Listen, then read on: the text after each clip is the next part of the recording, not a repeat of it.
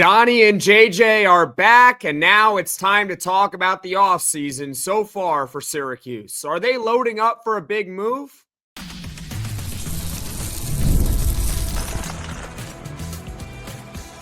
You are Locked On Syracuse, your daily podcast on the Syracuse Orange. Part of the Locked On Podcast Network, your team every day. Hello, everyone, and welcome into Locked On Syracuse. I'm Jackson Holzer, and thank you for making us your first listen of every single day here on the Locked On Podcast Network. Your team every day, free and available wherever you get your podcasts. We are joined by Neil Adler from Inside the Loud House. We're going to talk about possible transfer portal targets, the next moves for Syracuse basketball, and we're also going to rate the offseason so far for the Orange. Neil, thank you so much for taking the time. Obviously, yesterday, JJ, Starling, and Donnie Freeman announced that they are returning to Syracuse basketball. How would you rate the offseason so far for the Orange? Well, thanks for having me on, Jackson. I appreciate you, brother. As expected, nothing, and we talked late last week, nothing overly surprising. I guess maybe I was a smidge surprised about Kyle Cuffe, but then following that, over the weekend, Elijah Moore, Chris Bell, and then was it yesterday? I get my days mixed up. Earlier this week, Chance Westry. I guess I had Elijah kind of 50-50. I thought Chris would leave, and Chance, I just want him to be healthy and wish him well. So that, that only left three guys who had eligibility because the other five on the 12-player team from this past season, exhausted their eligibility. So that's Donnie and JJ are coming back, and then Peter Mastorovich, who I hope will come back. I assume will. We haven't heard anything official yet. So how would I rate it? I think they retained the two guys they needed to retain. Would I have been upset if other guys came back? No. Am I super upset that those other guys left? I think Elijah Moore has a ton of potential, but JJ's coming back and they have Kiyan Anthony coming in, and there's those guys all play the two guard. I mean, JJ can play the one, is some, but so I get it. Maybe Elijah was just told by the coaches, hey, look, there's just not gonna be a ton of playing time, and he wants more playing time. So it is what it is. I think the real key now is, now that you've retained your two best players, what are you going to do in the portal? Because they've got those two, then they've got assumably Mastorovich, and then they have four incoming freshmen. So that's, let's see, 7. And if I'm not mistaken, you have up to 15 scholarships. So they have, is that 8 scholarships? Did I do my math? No, they only have 7 scholarships now. But they would have 8 available. They only have 7 guys on the roster. They would have 8 available. Yeah. Yep. Yeah. So maybe you and I'll get the last 2. I'll take a free ride. You would get it before me because you're a lot more athletic and younger. But let's see what they do in the portal. That's what it's all about. I think we all can agree that retaining those two guys was vital. And then again, you've got a nice class on paper at the prep level coming in. What's going to happen in the portal? So I'd rate it as expected, not.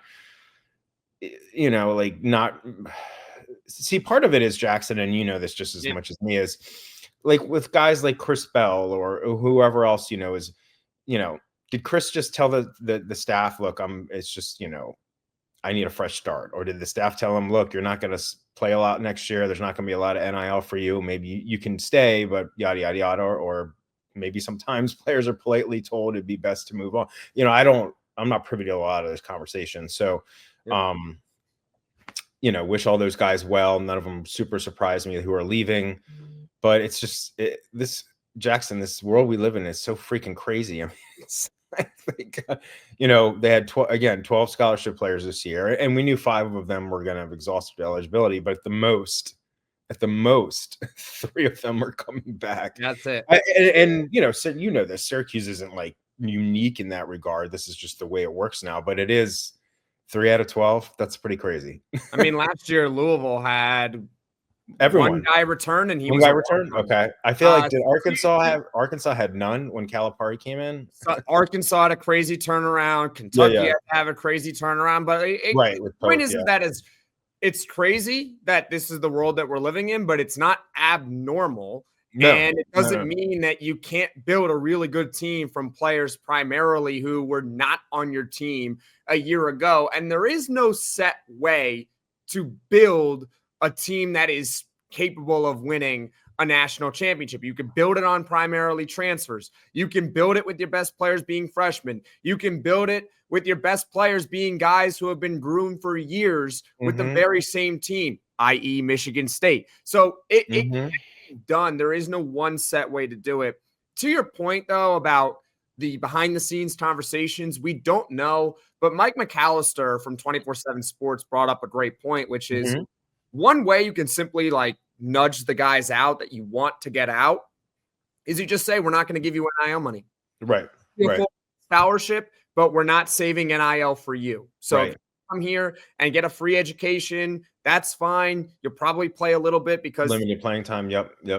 But we're not going to pay you NIL. Yeah, that's fair. That's going to go. We need that money for JJ. We need that money for Donnie. We need that for the 4 freshmen coming in and the probably 4 to 5 transfers that we're bringing in. So you're probably not getting much NIL. I would rate this offseason pretty much exactly what needed to happen so far. I'm not going to talk about changing the coach or whatever, but aside from that part, keeping the coach and everything like that, they already did that. That's fine. Whatever. We moved on. They had to get JJ and Donnie back because it's very hard to envision this team building a tournament team without those 2 guys on the roster next year, because who are you going to go with? You could find better players in the portal. They're not perfect by any means, but at some point you need to start stacking up some really good players, and to already have 2 foundational pieces in there, I think it's huge. And you look at the guys that we've lost so far.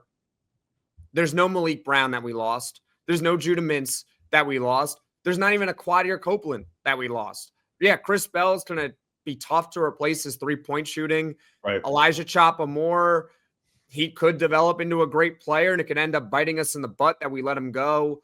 Kyle Cuffe, is he going to go to a mid-major? I don't know where he's going to go. Chance Westry, that's a mid-major written all over it. So everything seems to be falling in place so far, but to your point, it's all about the next moves for Syracuse basketball in the transfer portal.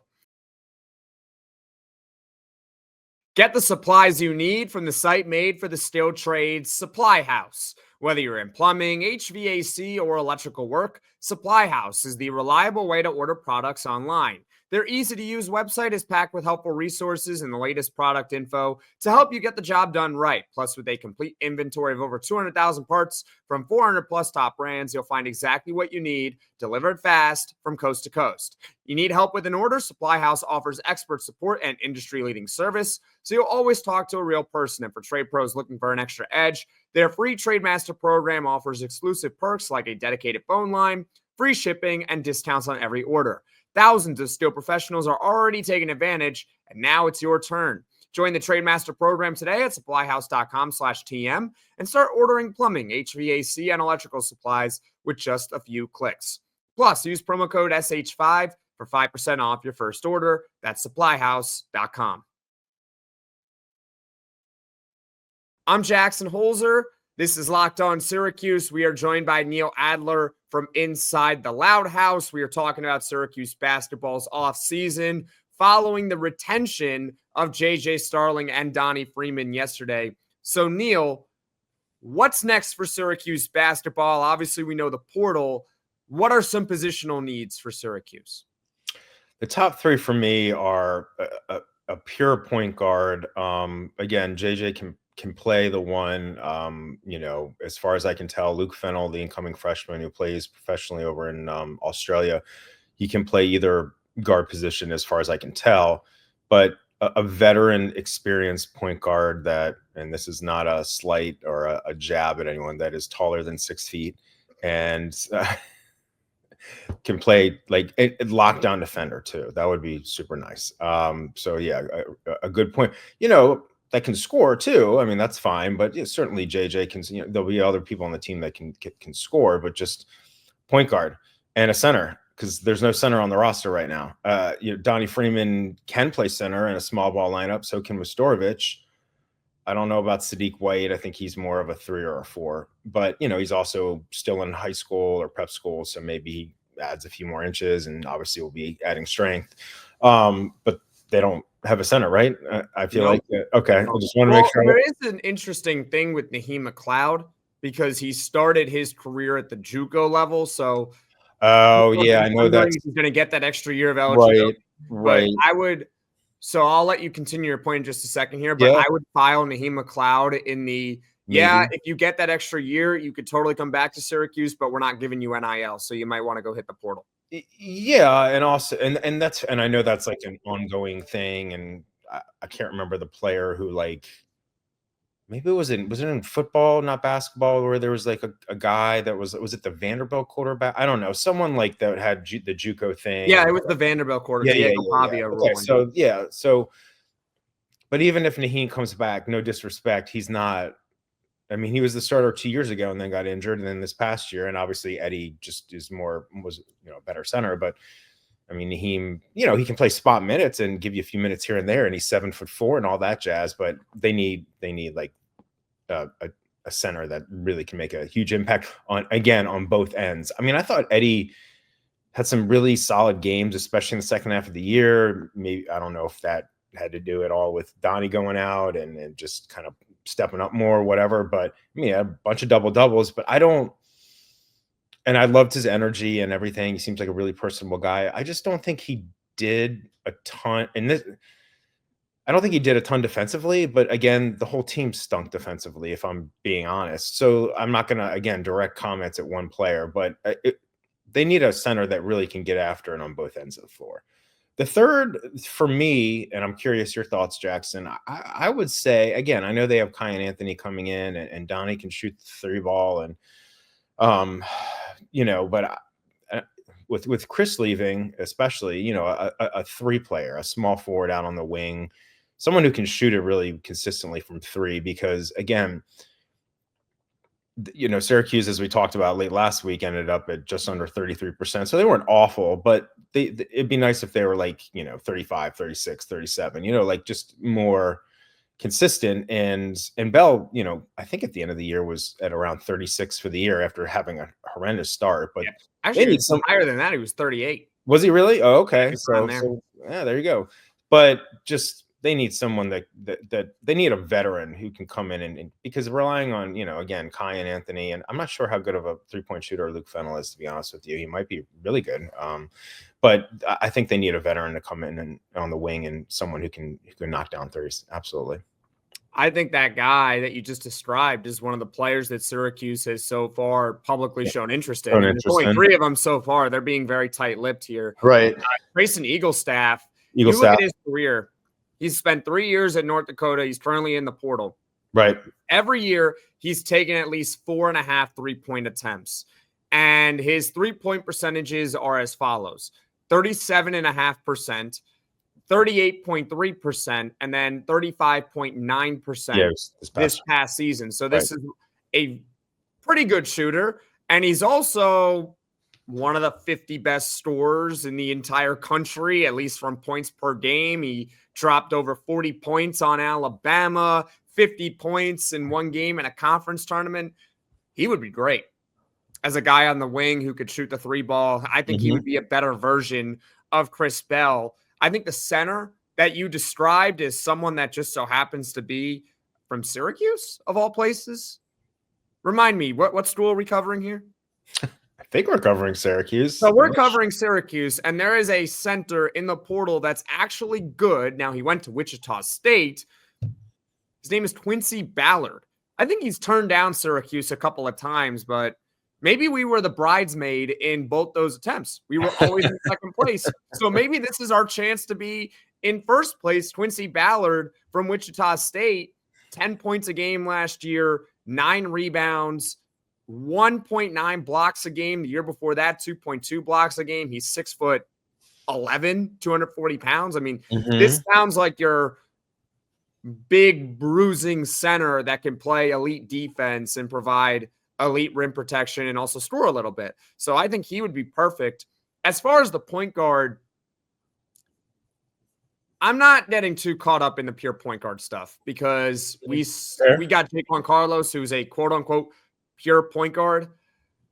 That did not turn out so well. I want the best one available. And we have seen J.J. Starling be able to play with another scoring point guard, and that was Judah Mintz. So it can be done. It has worked before. I would throw a lot of money at Donovan Dent. I don't know about you. Nah, well, He's the top point guard available. I mean, everyone's going after him. If I'm Syracuse, Donovan Dent from New Mexico State, one of the best point guards in the country. He might be one of the best players ever to enter the transfer portal. You give him a blank check. That's what you do. You give him a blank check and you say, name your price. We'll give it to you. I don't know if they have the money to afford it, but that's what I would do.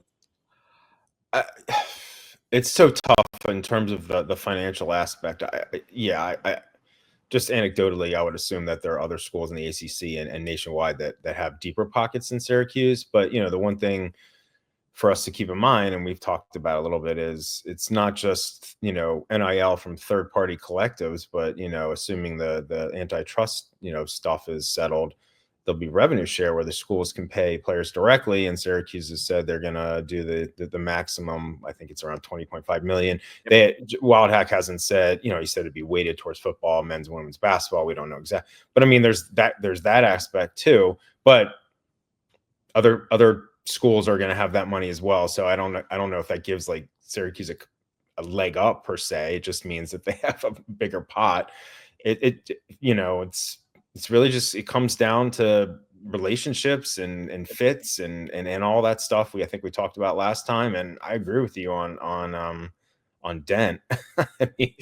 He's we were talking offline about, on 30's, transfer portal rankings, and he's high up there.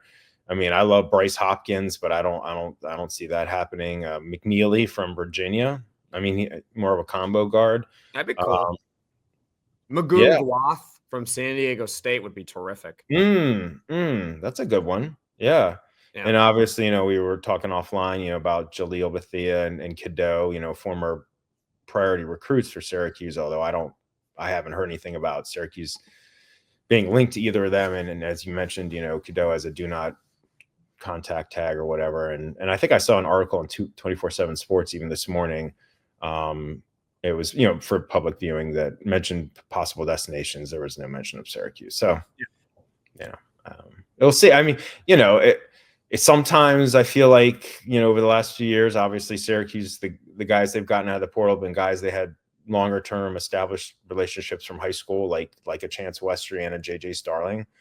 And then other times it's guys that maybe they didn't recruit in high school or recruit that heavily, or frankly, maybe we just didn't know about, like all four of the transfers from last year. Did any of them, off the top of my head, I don't think did any of them hold offers from Syracuse in high school? I'm not sure. The transfers last year? I don't know. I don't think so. I don't think so. So, it'll be interesting to see. And, I really, to your point about the whole pure point guard thing, I think it's just someone that can facilitate well, can score, is not a defensive liability, does not turn the ball over a ton, but whether they're a 1 or a 2, like I agree. I mean, it's like all kind of positionless basketball these days anyway. But just someone that really locks in on both ends and, will mesh well with the rest of the players.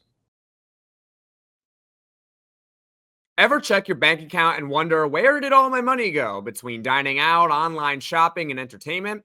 It's easy to lose track, and that's where Monarch Money comes in, your personal CFO giving you a full visibility and control over your finances. Monarch Money isn't just a budgeting app. It's a complete financial command center. You can track all your accounts, investments, spending in one place so you stop just managing your money and start building your wealth. Instead of juggling multiple apps, you can use Monarch to check your finances, track spending, and even plan long-term goals. Take control of your finances with Monarch Money. Use code LOCKEDONCollege at monarchmoney.com for 50% off your first year. That's monarchmoney.com, code LOCKEDONCollege for half off your first year. The NCAA tournament is here, and so is the bracket breakdown. Locked On Podcast Network and Amazon Fire TV channels are teaming up to deliver NCAA tournament coverage like never before. Watch studio shows featuring former players and Locked On's local experts as they guide you through every upset, buzzer beater, and bracket matchup. Stream it all for free on Amazon Fire TV channel. Search Bracket Breakdown to see it all for free. It's your team every day.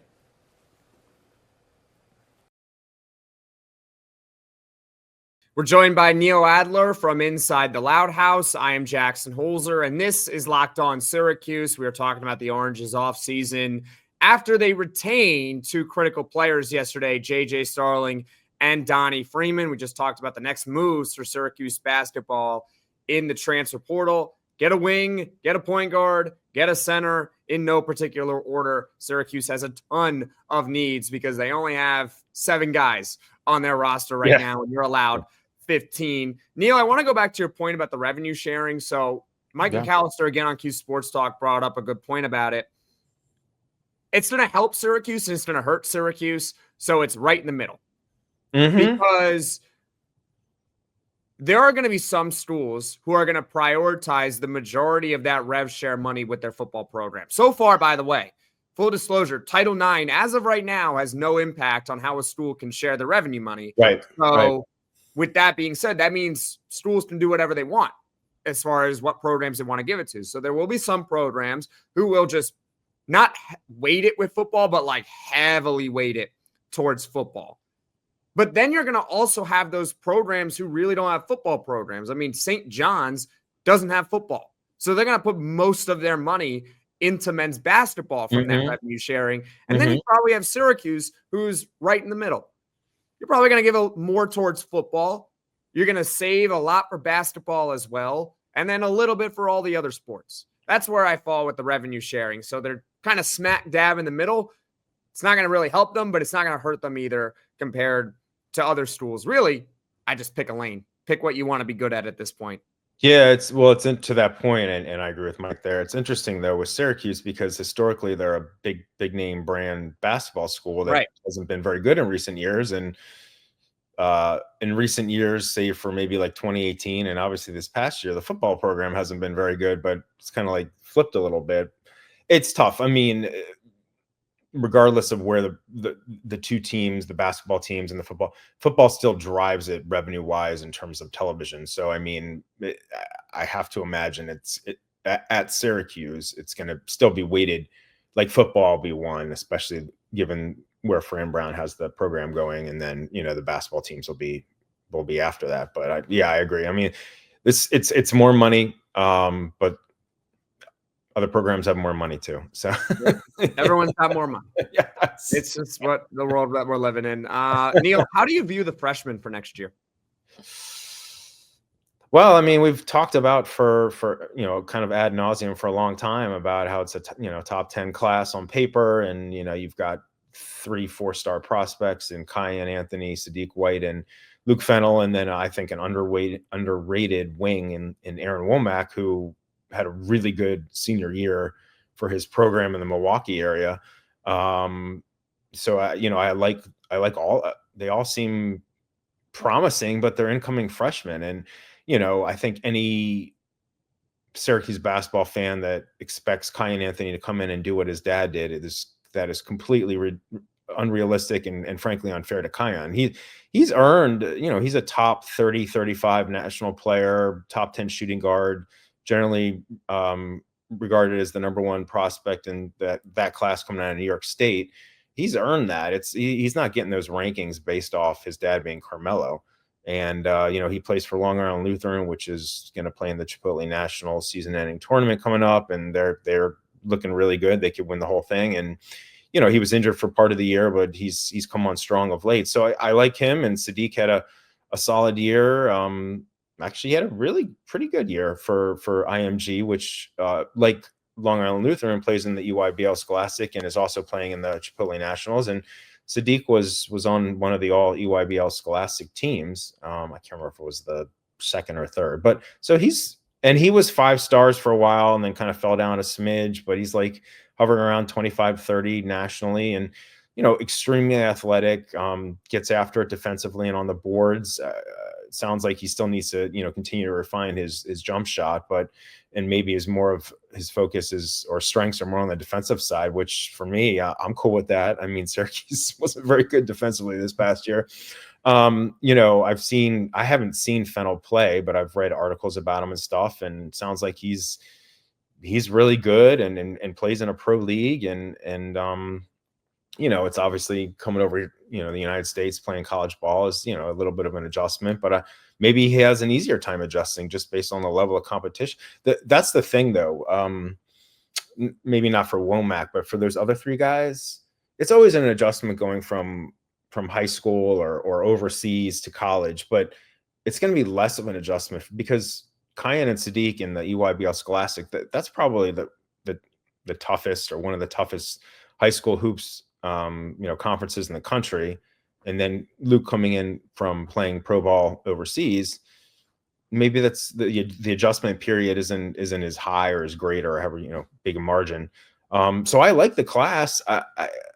Are any of them going to start? Or I assume at least Luke, Kiyan, and Sadiq will get solid minutes, but are they going to start? You got to see who else is on the roster. I wouldn't imagine. With Donnie coming back, I feel like him and Sadiq have kind of positional overlap. JJ, Kiyan, positional overlap. Again, Aaron Womack is an underrated wing, but I don't see him starting. And then Fennell, he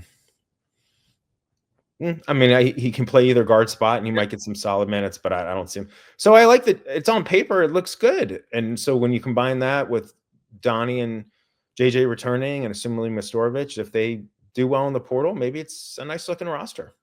Yeah. I think it's a good freshman class. Yeah. Don't get me wrong. It's highly rated. You're getting a lot of elite blue chip talent, guys in the top 30, multiple guys in the top 30 is a big deal. That being said, if we're talking about next year, 2025-26, I'm not counting on any of them to be saviors. Like that's I do not have that expectation on them because last year I kind of had that expectation for Donnie Freeman. You're the 6th best player in the country. Right. Like that is elite. And it's not his fault really, but and he got hurt, but he was really good anyway. He was as a true freshman when he was on the court. Yeah. I'm not expecting that type of transition for Kiyan Anthony, Sadiq White, or for any of the other 2 freshmen. Fennell, I see as a backup as well. Aaron Womack, I think from the guys that I've talked to, I think he's a developmental guy. He's someone that maybe contributes the following year or the year after that, but you're not necessarily banking on production for next season from him. And then Kiyan and Sadiq, maybe they can make spot starts here or there if there's going to be an injury, which there's always injuries. Sorry, I hate to break it to Adrian Autry and the entire Syracuse fan base. There will be injuries next year. Yep. But I don't think they should be going into the year as starters. I think if they're going into the year as starters, what did we do in the portal? Either those guys are super duper elite right away, which we'll certainly take, or we completely failed in the portal and we're probably stuck. That's how I sincerely hope, again, and this has been well documented by media members, with Alex Klein being able to have his impact on this year's roster. He didn't obviously last year because based on when he was hired. I got to imagine that they're going to do better in the portal. I hope. I think Sadiq and Kiyan can definitely come in and play some minutes, but I expecting them to be starters and then the team be a tournament team. I don't see it. I feel like they could play some solid minutes there, but they need some veteran guys, veteran center, veteran point guard, and someone who can really shoot it on the wing. From my perspective, we'll see. We will see. I'm Jackson Holzer. This is Locked On Syracuse. That's Neil Adler from Inside the Loud House. Neil, where can people find you on social media? Oh, thanks, buddy. So I'm at Damn Twin, and Inside the Loud House is Loud House FS. Awesome. Thank you so much, Neil. And I'll talk to you tomorrow as we react to Fram Brown's first spring ball press conference. That'll be tomorrow. Thank you all so much for watching. Thank you all so much for listening. If you enjoyed this podcast, be sure to hit that like and subscribe button. It helps the channel grow and reach all Syracuse Orange fans. And I'll see you all again soon.